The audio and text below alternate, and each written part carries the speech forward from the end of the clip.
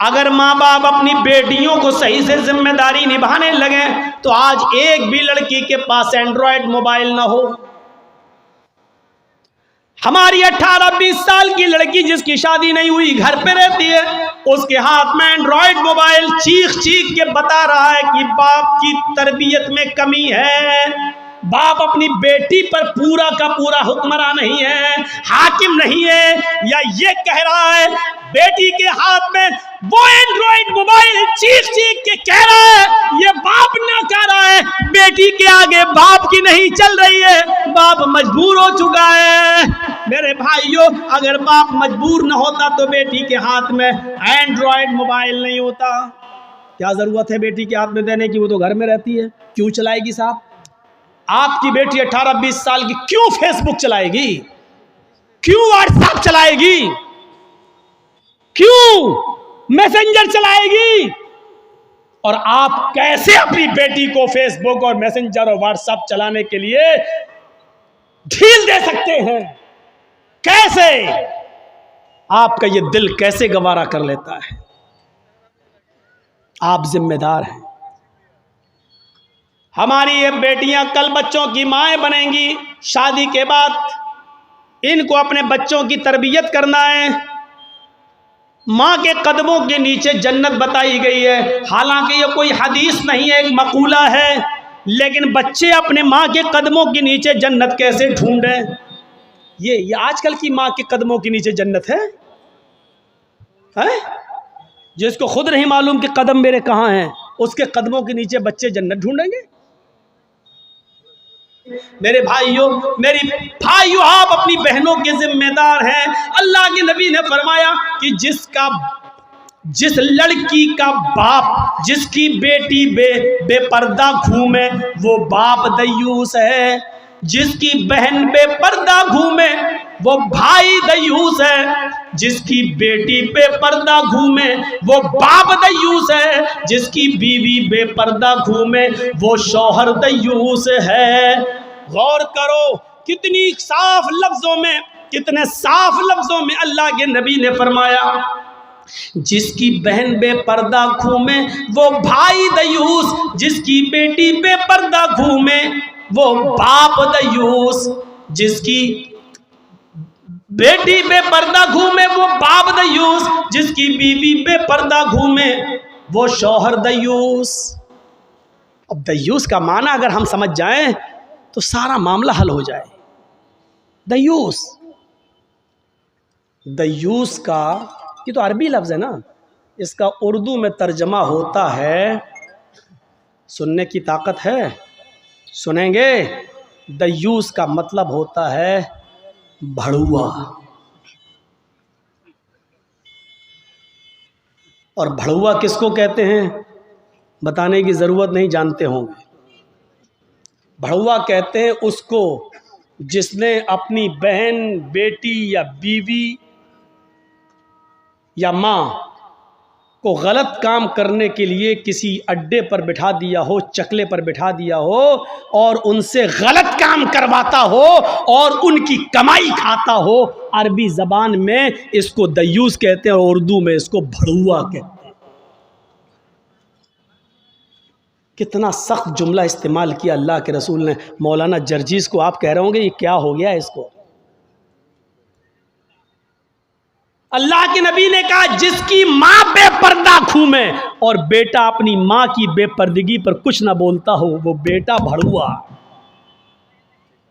जिसकी बीवी बेपर्दा घूमे और शौहर अपनी बीवी की बेपर्दगी पर कुछ ना बोले वो शौहर भड़ुआ। जिसकी बहन बेपर्दा घूमे और वो भाई अपनी बहन की बेपर्दगी पर खामोश रहे वो भाई भड़ुआ।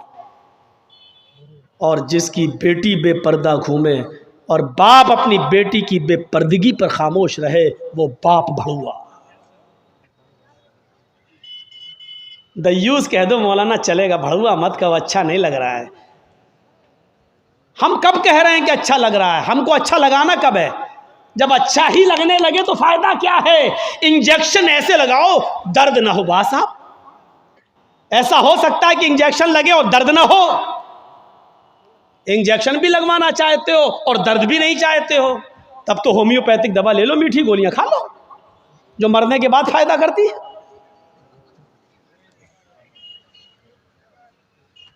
होम्योपैथिक दवा के बारे में यही मशहूर है, बहुत लेट फायदा करती है, तो हमने कह दिया मरने के बाद फायदा करती है। लेकिन सिस्टम मिल जाए तो जादू की तरह भी फायदा करती है, बहुत जल्दी भी करती है। तो जब आपको मीठी गोलियां ही खाना है होम्योपैथिक दवा, तो फिर मत कराओ तकरीरें, और तकरीर करा रहे हो तो सुनो, सुनना पड़ेगा। कितने लोग हैं आज जो अपनी बीवी की बेपर्दगी पर सवाल उठाते हैं, कितने ऐसे हैं जिनकी बेटियां आज बेपर्दा घूमती हैं और वो बाप अपनी बेटियों को डांटते हैं।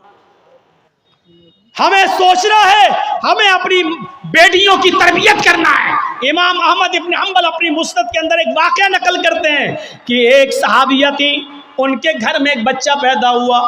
एक सहाबिया थी, उनके घर में एक बच्चा पैदा हुआ। जब बच्चा पेशाब करता था तो पानी का लोटा उस बच्चे की शर्मगाह पे डाल देती थी।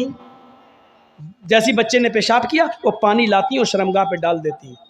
वो सहाबिया कहती हैं मेरा बेटा जब चलने के लायक हुआ, पहला दिन था उसका चलने का, पहला दिन था मेरे बेटे के चलने का, पहला दिन था मेरा बेटा खड़े होकर जब चला, मेरे बेटे को जब पेशाब की ज़रूरत महसूस हुई तो उसने पानी का बर्तन देखना शुरू कर दिया। माँ कहती है कि मैं देख रही थी अपने बेटे को, जब भी वो पेशाब करता था तो मैं पानी उसकी शर्मगाह पे डाल देती थी। आज देखती हूँ मेरा बेटा चल रहा है, देखती हूँ ये क्या करता है। जब बेटा पहला दिन चलने के लायक हुआ, पहला दिन था, तो बेटे ने पानी का प्याला उठाया और दोनों हाथ से पकड़कर धीरे धीरे चला और एक कोने में जाकर बैठ गया, पेशाब किया और पेशाब करने के बाद वो पानी का प्याला अपनी शर्मगाह पे डालने लगा। उसको इस्तिंजा करना नहीं आता था, उसको धोने का तमीज़ भी नहीं मालूम था, उसको पता ही नहीं, लेकिन वो वैसा ही कर रहा है जैसी उसकी माँ ने उसको बताया। जैसे उसकी माँ उसके साथ कर देती थी, वो पानी का प्याला उठाकर अपनी शर्मगाह पे डाल लिया और खाली प्याला लेकर अपनी माँ के पास आ गया। माँ की आंखों में आंसू आ गए, आसमान पर नजर डालकर कहती है फूस तो बिरब्बिल काबा, काबे के रब की कसम में कामयाब हो गई, अल्लाह की कसम में कामयाब हो गई। अपने बच्चे को जो सिखाना चाहती थी मेरे बच्चे ने वो सीख लिया। मैं अपने बच्चे को जो तरबियत देना चाहती थी मेरे बच्चे ने वो तरबियत हासिल कर ली। मुझे उम्मीद है कि मेरा बच्चा कभी नापाक नहीं रहेगा, मेरा बच्चा जब भी पेशाब करेगा तो पानी जरूर ले जाएगा और इस्तिंजा करेगा। उस जमाने की माएँ अपने बच्चों को बचपन से ये आदतें डलवाती थी, और आजकल की माँ देख लो अपने बच्चे का अंडरवियर नेकर उतार कर कहती बेटा यहाँ खड़े होकर पेशाब कर ले। ये माँ अपने बच्चों को क्या तरबियत देंगी, जबकि नेपोलियन ने कहा था कि mother's lap is first college for children, माँ की गोद ये बच्चे का पहला मदरसा होती है, पहली यूनिवर्सिटी माँ की गोद है। जो बच्चा अपनी माँ की गोद से तरबियत हासिल करके नहीं निकला वो किसी यूनिवर्सिटी से तरबियत हासिल नहीं कर सकता है। आज भी देख लो किशनगंज में भी यूनिवर्सिटियाँ होंगी, किशनगंज में भी कॉलेज होंगे, उस कॉलेज से BA, MA, PhD, MBBS और MD की डिग्री लेकर निकलने वाले बच्चों की तादाद भी बहुत होगी। लेकिन उन्हीं बच्चों को देखिए खड़े होकर सड़क के किनारे पैंट की चैन खोलकर धार मार रहे होंगे, पेशाब कर रहे होंगे। ये इन यूनिवर्सिटियों के फारिगीन स्टूडेंट हैं जो फारिग होकर निकले, जिनको MD करने के बाद MBBS करने के बाद भी पेशाब करने की अकल नहीं आई है। इनसे तो बेहतर वो कुत्ता है जो कम से कम पेशाब करता है तो एक टांग तो उठा लेता है ताकि उसके ऊपर छींटे ना आए। इन्होंने यूनिवर्सिटी से पढ़ने के बाद भी ये कुत्ते से भी बदतर बनकर निकले हैं। वो यूनिवर्सिटी इनको इंसान नहीं बना सकी, वो कॉलेज उनको इंसान नहीं बना सके, वो स्कूल इनको इंसान नहीं बना सके। MD PhD करने के बाद भी आज कुत्तों से बुरी तरह पेशाब करते हुए नजर आएंगे। कह लेने दीजिए मुझे कुत्ता गधा जो कुछ भी बोलता हूं मैं सब, आज मुझे इजाजत दीजिए। मेरे भाइयों कहो कि जानवरों की इजाजत मत बोलो, हम लोग इंसान हैं। कुरान ने भी जानवरों की मिसालें दी हैं, उलाइका कल अनाम बल हुम अजल, ये चौपायों की तरह हैं बल्कि उनसे भी ज्यादा गए गुजरे। कुरान ने कहा है ये चौपायों की तरह है बल्कि उनसे भी ज़्यादा गए गुजरे, उनसे भी ज़्यादा गए गुजरे। जब कुरान ने मिसाल दी है तो हम क्यों नहीं मिसाल दे सकते? अपने बारे में सोचो, सोचो। हैं?